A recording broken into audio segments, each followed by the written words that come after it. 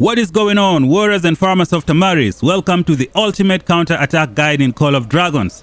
By the end of this video, you are gonna know exactly how to counter-attack every single enemy in Call of Dragons. In this video, you're gonna know the differences between the magical and the physical aspects in the game. Make sure that you share the video with your friends who might find the information useful. You can also share this video with your Alliance team members. Help them take down their enemies and Behemoths with precision. If you haven't yet already, make sure you subscribe to the channel for more content, turn on the bell notification and never miss out. Like the video. Let's get into it, guys. Alright, warriors of Tamaris, there are two important aspects in Call of Dragons, magical and physical.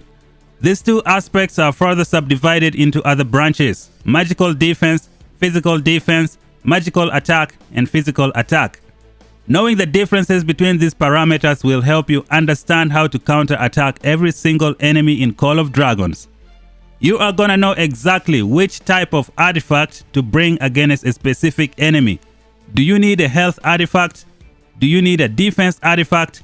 Or do you need an attack artifact to take down a specific enemy? In this video, I'm gonna show you guys exactly how to see these numbers and take down your enemies with precision. Alright, ladies and gentlemen, let's go to the training camp and see how everything works in the game of Call of Dragons. Today, you're gonna know exactly how to counter-attack every single enemy in the game.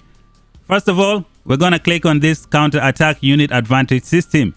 We can see that archers counter-attack magic, magic counter-attack infantry, infantry counter-attack cavalry. Today, I'm gonna help you understand how the game developers came with this. And if you know how to do this, you're gonna know how to equip yourself with the right artifacts to take down a specific enemy. Now it says here, when a unit type has advantage over another, it deals more damage to that unit and takes less damage from it. Let me help you understand how this works. Every single unit in the game is going to have a HP, physical defense, magic defense, and then they will have either physical attack or a magic attack. Both the physical defense and the magic defense will share the same HP, just like the concept of the NECROGIANT. Let's say someone wants to defeat this infantry.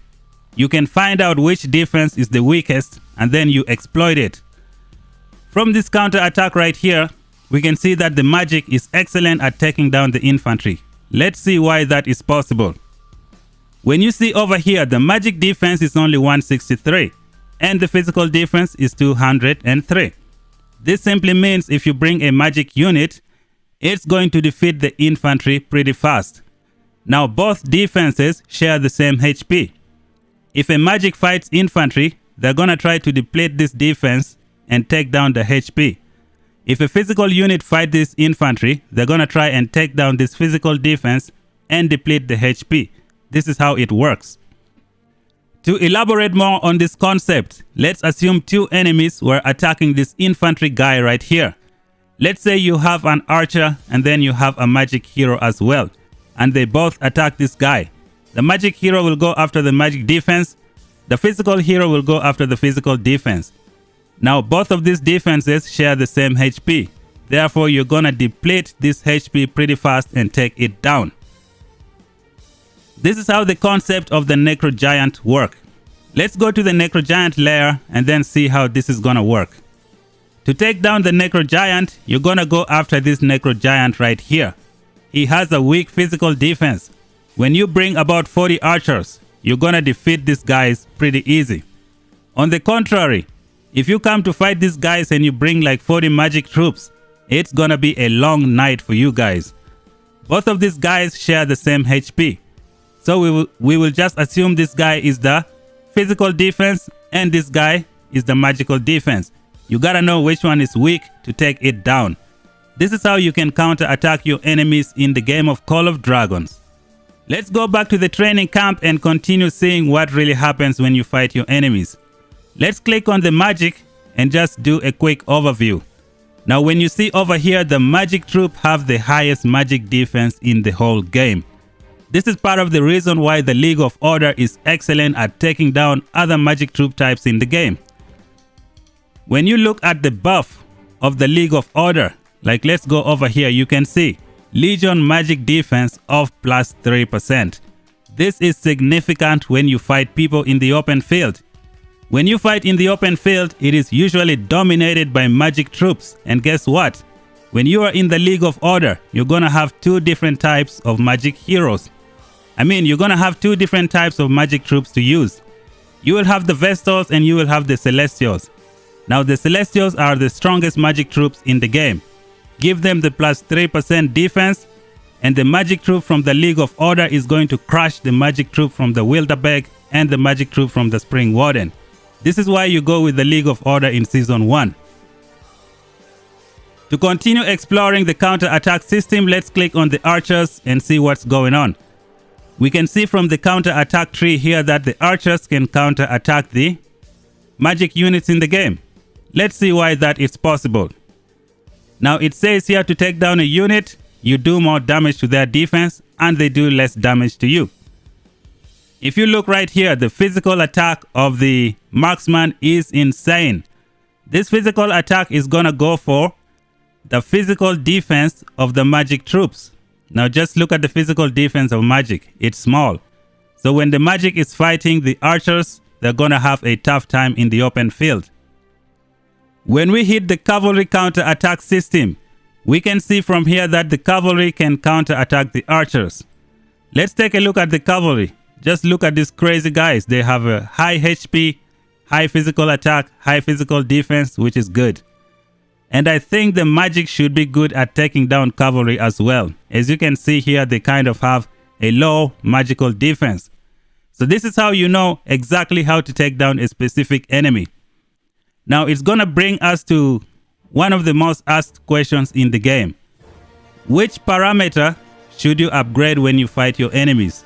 Should you upgrade your physical attack? Should you upgrade your defense? Or should you upgrade your HP? In my opinion, it feels like the defense is very good to upgrade in this game, because if you upgrade your defense, you will be able to defend yourself against both magic and both physical.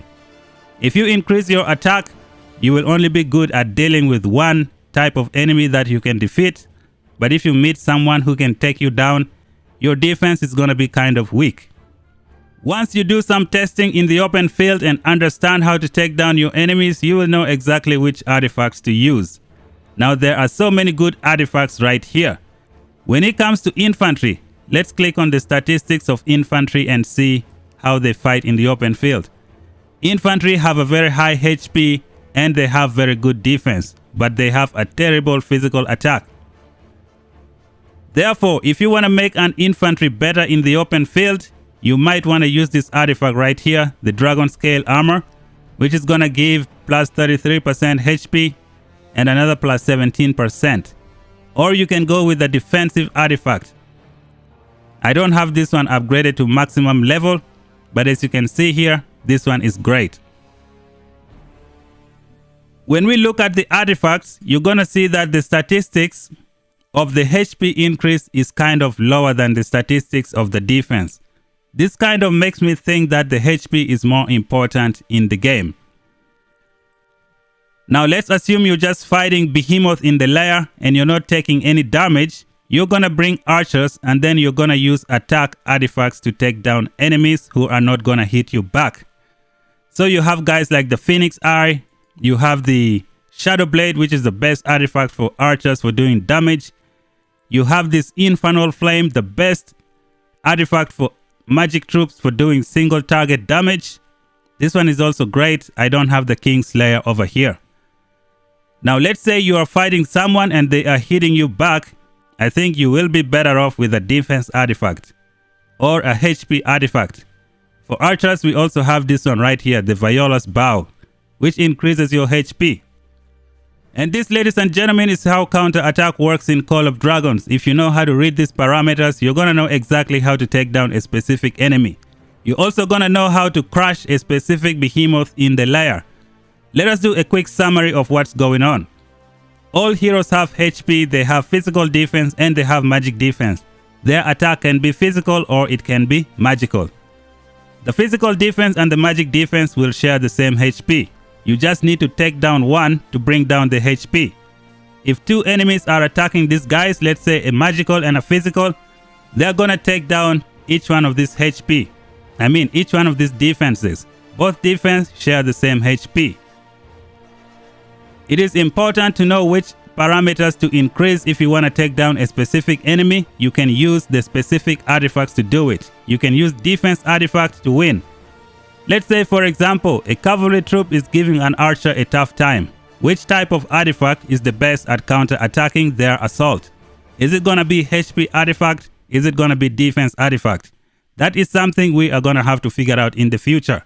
To all the whales who are watching this video, once you get your maximum heroes and T5, you guys might want to check this out. You might want to try it out to find out what works best. And that's all I've got for the counter-attack system in Call of Dragons. I tried my best to explain the concepts. If you feel like my explanation were incorrect, please comment down below and let me know what you thought. Thank you guys for watching. If you are still new to the channel, make sure you subscribe for more content. Until then, I'll talk to you guys in the next video. Bye bye for now.